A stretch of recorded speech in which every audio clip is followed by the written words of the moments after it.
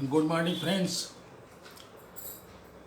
आज हमारे पास बीमा कराने से पहले क्या ज़रूरी बातें हैं उन्हें समझना है। बीमा के प्रिंसिपल्स क्या हैं और ऑटोमोबाइल इंश्योरेंस मीन्स मोटर गाड़ी का इंश्योरेंस से पहले हमें इंश्योरेंस के कुछ सिद्धांतों को जानना ज़रूरी है। हमारे देश में मोटर व्हीकल एक्ट 1939 में पास हुआ था और कंपलसरी थर्ड पार्टी इंश्योरेंस के लिए उसमें प्रोविज़न बनाए गए थे, जिसमें मेंटेनेंस, गाड़ियों के मेंटेनेंस, ऑपरेशन, रजिस्ट्रेशन, कंस्ट्रक्शन और maintenance of motor vehicles and traffic control के नियम बनाए गए थे। हमारे देश की इंश्योरेंस की व्यवस्था, क्योंकि हम अंग्रेज़ों के अधीन रहे हैं तो इसलिए अंग्रेजी पद्धति से लिया गया है और मोटर बिजनेस पर मार्च 2008 तक टैरिफ ने कंट्रोल किया है। जो टैरिफ थी वो टैरिफ कंट्रोल करती थी। 1999 में IRDA एक्ट पास हुआ था, जो पूरे इंश्योरेंस विषय का, पूरे इंश्योरेंस रिलेटेड इंडस्ट्री का रेगुलेटर है और गाइडलाइंस समय समय पर इशू करता रहता है। उसके हिसाब से इंश्योरर्स काम करते हैं और ये बीमा धारकों के इंटरेस्ट में काम करने वाला रेगुलेटर है, जिसका गठन ही इंश्योर्ड जो पब्लिक है, आम पब्लिक है, उनके इंटरेस्ट को कोई भी आदमी इन्फ्रिंज ना कर सके, मतलब उसमें दखल ना दे सके, उनका रुकावट न पैदा कर सके, ऐसे कामों के लिए ही ये रेगुलेटर बनाया गया था। मोटर व्हीकल एक्ट 1988 में रिप्लेस हो गया। 1988 में दूसरा मोटर व्हीकल एक्ट बना। उस मोटर व्हीकल एक्ट से ये मोटर गाड़ियों के बीमे भी और रूल्स भी गवर्न होते हैं, बनाए जाते हैं। तो अब आते हैं बीमा सिद्धांत। बीमा के कुछ विशेष प्रिंसिपल्स हैं जिनको समझना बहुत ज़रूरी है। जैसे पहला है utmost good faith. Good faith का मतलब होना चाहिए कि दोनों पक्षों से अटमोस्ट गुड फेथ होना चाहिए। विश्वास, जिसको कहते हैं कि विश्वास के साथ कोई भी कॉन्ट्रैक्ट या अनुबंध होता है, तो ये doctrine of good faith, the doctrine imposes a legal obligation to both the parties. Legal obligation का मतलब कानूनी रूप से दोनों पार्टियों को ओब्लिगेशन है कि जो ना एक दूसरे पर फेथ करें और जो भी इंफॉर्मेशन इंश्योर्ड को, बीमा धारक को देना चाहिए उसे पूरी तरह से दे और इंश्योरेंस कंपनी भी पूरी तरह से उसके पास जो लेट डाउन चीज़ें हैं, क्या कवरेज दे रहा है, क्या कैसे कवर होगा, क्या होगा, उसकी भी जानकारी उन्हें देना चाहिए। जो ऐसा होता नहीं है, अक्सर आदमी डार्क में रहता है। बीमा धारक तो पूरी इंफॉर्मेशन देता है। कई लोग बेईमान या फ्रॉड टाइप के होते हैं, उनकी अलग मैटर है। उनको छोड़ करके ऑलमोस्ट सभी बीमा धारक देता है। और इंश्योरेंस कंपनियाँ सरकारी संस्थाएं होने के नाते, प्राइवेट संस्थाएं होने के नाते वो बहुत ज़्यादा क्लियरिटी में नहीं रहती हैं और क्लियर आपको नहीं कर पाती हैं। तो इसलिए अभी आपको ही समझना है। आप उनसे पूछेंगे, आप बीमा कराने जा रहे हैं तो आप उनसे पूछेंगे हमें क्या क्या कवरेज दिया जा रहा है और कौन कौन से कवरेज हैं और कौन बेस्ट पड़ेगा, आप अपने आप डिसाइड कर लीजिए। तो जो डिक्लेरेशन आप देते हैं, प्रपोजल फॉर्म में भर करके देते हैं, वो कंप्लीट इन्फॉर्मेशन होनी चाहिए। और कंप्लीट इन्फॉर्मेशन में अगर कोई भी इधर उधर का हो जाएगा, कंट्राडिक्ट कर जाएगा, कहीं पे कोई लगेगा कि ये गलत इन्फॉर्मेशन है, रॉन्ग इन्फॉर्मेशन है, तो आपकी तरफ से बीमा का ब्रीच हो जाएगा। आप ये समझिए कि आपके अनुबंध में जो ना वो इलीगलिटी आ जाएगी, जिसकी वजह से इंश्योरेंस कंपनी आपके क्लेम को रोक सकती है। तो इसलिए जो इन्फॉर्मेशन आप दें वो पूरी तरह से जो है ना कंप्लीट हो और ट्रू भी हो, सत्य भी हो, करेक्ट भी हो। और कोई भी जो ना रॉन्ग इन्फॉर्मेशन आपके पूरे बीमा के कॉन्ट्रैक्ट को ख़राब कर सकती है। तो इसलिए जो मटेरियल फैक्ट हैं उनको बिल्कुल क्लैरिटी के साथ आप वहाँ दें। चाहे आप मोटर गाड़ी का बीमा करा रहे हो या अन्य का भी। अभी इस समय यहाँ मोटर गाड़ी और मोटरसाइकिल, स्कूटर, कार, बस, ट्रक, जो भी गाड़ियाँ मोटर व्हीकल में आती हैं, मोटर व्हीकल एक्ट से गवर्न होती हैं, उन सब के लिए है, उन सब के लिए है। और आपको देखिए जो फैक्ट है, मटेरियल फैक्ट क्या है, जियोग्राफिकल एरिया, आप तो अपनी गाड़ी नेपाल तक ले जाते हैं या आप दूसरे देशों में भी पहुंचाते हैं, बांग्लादेश पाकिस्तान जाती है, लेकिन आपने जियोग्राफिकल एरिया का इसमें क्लियर नहीं किया क्या, तो वो भी एक रॉन्ग इन्फॉर्मेशन होगी। और सबसे बड़ी बात यह है कि ड्राइवर का कंडीशन भी, फिजिकल कंडीशन, ये सब चीज़ें क्लियर होती। पता लगा कि एक हाथ का है ड्राइवर और आपने बताया नहीं है और क्लियर नहीं किया है, वो बाद में वो ब्रीच बन जाता है। तो ऐसी इन्फॉर्मेशन और उस पर कन्विक्शन कितना है, उसका कितनी बार जो है ना ट्रैफिक रूल्स का वायलेशन किया है और वायलेशन की वजह से उस पर चार्ज पड़े हुए हैं, लगे हुए हैं, कन्विक्शन भी हुआ है, उस पर पनिशमेंट जिसको बोलते हैं पनिशमेंट हुआ है। ऐसी स्थिति में ये सब चीज़ें वहाँ पे क्लियर करनी है। और कंपलसरी थर्ड पार्टी में भी यही हाल है। जो भी है सेक्शन 149 मोटर व्हीकल एक्ट का, उसमें काफ़ी रिलेवेंस है, दिया हुआ है, और उसे भी समझ करके उसके हिसाब से भी जो है ना ये सब चीज़ें मटेरियल फैक्ट को आपको देना है। दूसरा बीमा का सिद्धांत है इंश्योरेबल इंटरेस्ट। इंश्योरेबल इंटरेस्ट का मतलब है कि आपका आपका इंश्योरेंस कराने का इंटरेस्ट बनता है या नहीं बनता है, उसके विषय में दिया है कि प्रॉपर्टी जिसका बीमा करा रहे हैं वो एग्जिस्टेंस में होनी चाहिए, अगर नहीं है तो इंफॉर्मेशन आपकी गलत है और वो भी एक तरह से फ्रॉड और चीट है। तो लॉस है डैमेज पोटेंशियल लाइबिलिटी, जिस पे आपका जो ना, जैसे आपके पास गाड़ी है, गाड़ी मौजूद होनी चाहिए, बस है, बस मौजूद होनी चाहिए, ट्रक है, ट्रक मौजूद होनी चाहिए, है तभी उसका इंश्योरेबल इंटरेस्ट बनता है। और लाइबिलिटी,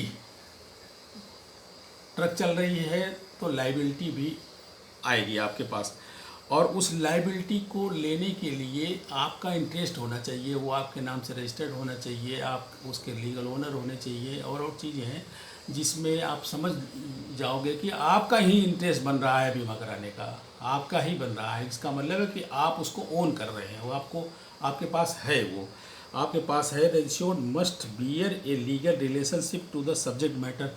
और प्रॉपर्टी है, कई बार बड़े डिस्प्यूट होते हैं, कोई भी प्रॉपर्टी है जो है पता लगा कि आने वाली है आपके पास, या उस एजम्पशन में आप हैं कि ये प्रॉपर्टी मेरी ही है, लेकिन उसकी लीगल ओनरशिप आपके पास होनी चाहिए कि आप उसके लीगल ओनर हैं।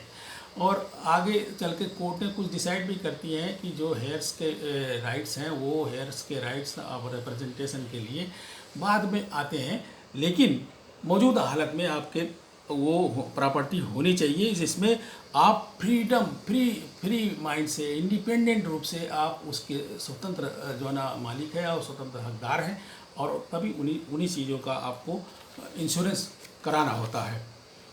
इन motor insurance the vehicle is the property expected to the loss and damage the liability में भी अगर। मोटर व्हीकल में क्या है, मोटर व्हीकल एक प्रॉपर्टी है और प्रॉपर्टी आपकी है, आपके नाम रजिस्टर्ड है, आपकी ओनरशिप में है, तो उसमें लाइबिलिटी भी आ सकती है। लाइबिलिटी किस तरह की आ सकती है, आप जा रहे हैं, किसी अन्य आदमी ने टक्कर मारी और उसकी वजह से आपने किसी और को टक्कर मार दी, या आपकी गाड़ी से ही किसी थर्ड आदमी का नुकसान हो गया, उसकी लाइबिलिटी आपके ऊपर आ गई, तो वो लाइबिलिटी फिर इंश्योरेंस कराने की वजह से ट्रांसफ़र इंश्योरेंस कंपनी पे होती है, तो आप उस लाइबिलिटी से बच जाते हैं। और लीगल जिस कॉम्प्लिकेशन से जितने भी कोई आदमी आपको मुकदमा कर सकता है, तो वो उस मुकदमे से आप ट्रांसफ़र दे सकते हैं इंश्योरेंस कंपनी आगे लड़ती है। Section 146 of motor vehicle act, no vehicle is permitted to be. सबसे बड़ी बात ये समझने वाली बात है, आपकी गाड़ी है, आप किसी भी आदमी को ऐसी पब्लिक प्लेस में किसी भी आदमी को अपनी गाड़ी चलाने का परमिट नहीं करेंगे जिसके पास वैलिड लाइसेंस ना हो। उसके वैलिड लाइसेंस नहीं है तो आप नहीं परमिशन करेंगे। दूसरा नंबर, आप खुद भी नहीं चलाएंगे। तीसरा, पब्लिक प्लेस में यूज़ तभी होगा जब आप सारे नियम कायदे कानूनों का पालन करते हुए करेंगे। अगर आपकी गाड़ी है, हायर परचेज है और लीज में है, लीज होल्डर है, तो उनका राइट पहले बनता है क्योंकि उन्होंने पैसे लगाए हैं, लेकिन उनका राइट उतना ही है जितना उन्होंने लगाया है, उसके अलावा का आपका राइट है। इसीलिए आपने देखा होगा कभी भी इंश्योरेंस का कोई क्लेम आता है, हायर परचेज में होती है और फाइनेंस होती हैं, लीज पे होती हैं, तो उसमें पहले लीज होल्डर, फाइनेंसर और हाइपोथिकेशन अथॉरिटीज़ हैं या बैंक्स हैं, उनको पहले पैसा जाता है इंश्योरेंस से, क्योंकि उनके पहला अधिकार बनता है, उनके पहले पैसे भरपाई होते हैं, उसके बाद फिर आपको वो मिलते हैं। सेम हुए हाइपोथिकेशन का भी है। मोटर ट्रेडर्स और गैराज, और एक बीमा देखिए मोटर ट्रेडर्स और गैराज का है। आपने किसी भी गैराज में अपनी गाड़ी दे रखी है तो मोटर ट्रेडर्स तो उसको सेफ रखने के लिए वो बीमा करा सकता है। नई गाड़ी बेच रहा है, नई गाड़ियां आती है, वो भी मोटर ट्रेड में आती हैं, उनका भी वो इंश्योरेंस कराता है, तो उसका वो इंश्योरेंस का हकदार बनता है। यहाँ पे बताने का मतलब ये है कि मोटर व्हीकल किसी भी गैराज में गई है, किसी और की है, बेल जिसको बोलते हैं, किसी और की गई हुई है, वो उस पर उसका इंश्योरेबल इंटरेस्ट इसलिए बन रहा है क्योंकि वहाँ रिपेयर के लिए आई हुई है, वहाँ कोई आग लग सकती है, कुछ भी हो सकता है, मिस हैपनिंग हो सकती है, जो डैमेज होगा तो उससे ओनर मांगेगा कि मैंने तो गाड़ी तुमको सही दी थी, अब कैसे मुझे, ये तो डैमेज गाड़ी है, मैं नहीं लूँगा, तो डैमेज वो भी बीमा करा सकता है, उसका भी इंटरेस्ट बनता है। अब उसके बाद आते हैं बीमा कंपनी देती क्या है, इंडेमनिटी। ये जो कॉन्ट्रैक्ट है इंडेमनिटी का है, क्षतिपूर्ति का कॉन्ट्रैक्ट है। इसमें आपके लॉस को, अगर आपका रिपेयर पे इसका लॉस है और यही मान के चलिए कि गाड़ी एक्सीडेंट हो गई है, जल गई है, कुछ भी है, अगर वो रिपेयर की कंडीशन में है, रिपेयर करके उसके जो लॉस बनते हैं, डेप्रिसिएशन वगैरह जो भी काटते हैं, अगर नील डेप लिया हुआ है, एड ऑन कवरेज लिया हुआ है, तो वो एड ऑन कवरेज के अलावा जो भी अमाउंट आपकी बनती है बिल के हिसाब से, बिल के बेस का इंश्योरेंस होता है, बिल के हिसाब से वो आपको पेबल होगी। दूसरा एक टोटल लॉस होता है, अगर टोटल लॉस हो गई तो टोटल लॉस के हिसाब से आईडीवी सेट होती है, इंश्योर्ड डिक्लेयर्ड वैल्यू जिसे बोलते हैं, वो उस पर आपका सेटलमेंट होता है। कंस्ट्रक्टिव टोटल लॉस होता है, जो भी कंस्ट्रक्टिव टोटल लॉस बीच में बन जाता है कि यार कंस्ट्रक्टिव टोटल लॉस हो गया, ये मतलब हो गया टोटल लॉस, तो इसको टोटल लॉस की कंडीशन में भी आईडीबी का ही रेफरेंस लिया जाता है। तो इसलिए आपको ये समझना है कि आप बीमा कराने जा रहे हैं तो आपका जो है ना कम्प्रहेंसिव इंश्योरेंस है, पहले तो थर्ड पार्टी इंश्योरेंस कंपलसरी है, फिर कम्प्रहेंसिव इंश्योरेंस होना चाहिए। आजकल ABC पॉलिसियाँ ख़त्म हो गई हैं, सब डी-टैरिफिंग होने की वजह से सब अलग अब सारे एड एंड कवरेज आ गए हैं। एड एंड कवरेज में आपका है लाख का कवरेज ले लिया है, इनवाइस का कवरेज ले लिया है, रिटर्न टू इनवाइस जिसको बोलते हैं, फिर डिप्रिसिएशन के हैं, कंज्यूमेबल आइटम लगते हैं, जो कंज्यूमेबल आइटम इंश्योरेंस में कवर नहीं होते तो कंज्यूमेबल को भी कवर हो गए हैं, और बहुत चीज़ें हैं। आपके एक्सपेंसेज पड़ते हैं, टैक्सी वैक्सी के एक्सपेंसेज पड़ते हैं, तो वो भी आजकल कवरेज दो। ऐड ऑन कवरेज आप उनसे पूछ लीजिए, सारा पूछ लीजिए, भैया जो अच्छा हो वो हमें कर दीजिए। कॉमर्शियल गाड़ियों में है IMT 23 कवरेज के जो ना 6-7 एक्सक्लूजन थे उनको भी ऐड करा सकते हैं। उसके बाद नील डिप्रिसिएशन करेंगे तो आपका फुल नील डिप्रिसिएशन हो जाएगा। कंज्यूमेबल करा लेंगे तो पूरा मिल जाएगा, बिल के अमाउंट में एक्सेज और सालवेज के कुछ पैसे काट करके आपको उसमें मिल जाते हैं। तो इस तरह से जो है ना आपको ये समझना है कि हम जो ना बीमा के सिद्धांतों को थोड़ा सा समझते चले। चौथा सिद्धांत है सबरोगेशन एंड कंट्रीब्यूशन का। सबरोगेशन क्या है? सबरोगेशन जो है ना, जैसे इंश्योरेंस कंपनी ने आपको पेमेंट दे दिया और आपको किसी थर्ड पार्टी ने मारा है और उस थर्ड पार्टी से अगर कोई रिकवरी लेनी है तो इंश्योरेंस कंपनी हकदार है, वही सबरोगेशन आपको देना होता है। कि अगर जैसे आपकी गाड़ी चोरी हो गई, गाड़ी चोरी होने के बाद जो है ना आपको इंश्योरेंस कंपनी ने क्लेम कर दिया कि कोई फाइनल रिपोर्ट लग गई, कोर्ट का आर्डर हो गया कि हाँ जी माल मटेरियल नहीं मिला है और इसलिए इनको बीमा दिया जाए, तो वो इंश्योरेंस कंपनी जो है ना आपको पेमेंट कर देती है। लेकिन अगर वो गाड़ी मिलती है तो आप, it is your duty and responsibility to first inform the insurance company.